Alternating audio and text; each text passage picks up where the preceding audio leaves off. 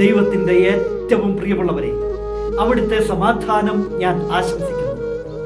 ഇന്ന് കർത്താവ് നമുക്ക് നൽകുന്ന ദൂത് സങ്കീർത്തനങ്ങൾ 68:19.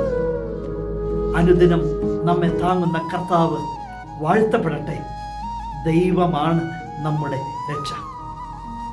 ഒരു ദിനമല്ല, 2 ദിനമല്ല, അനുദിനം എല്ലാ ദിവസവും നമ്മെ താങ്ങുന്ന കർത്താവ് വാഴ്ത്തപ്പെടട്ടെ. ദൈവം വലിയവനാ. ആ തിരുക്കരത്തിലാ നമ്മെ താങ്ങുന്നത്.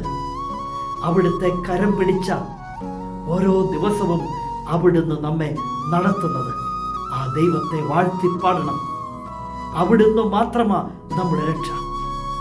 എന്തെല്ലാം കാര്യങ്ങളിലൂടെയാ ഓരോ ദിവസവും കടന്നു പോകുന്നത്. ദൈവം മറക്കുന്നില്ല നമ്മെ. പകൽ മേഘസ്തംഭമായി, രാത്രി അഗ്നിസ്തംഭമായി അവിടുന്ന് കൂടെയുണ്ട്. അവിടുന്നില്ലെങ്കിൽ നമ്മളില്ല. എങ്കിൽ അനുദിനം നമ്മെ താങ്ങുന്ന കർത്താവ് വാഴ്ത്തപ്പെടട്ടെ. ജീവിതത്തിൻ്റെ എല്ലാ അവസ്ഥകളും ആ ദൈവത്തിന് കൊടുക്കാം.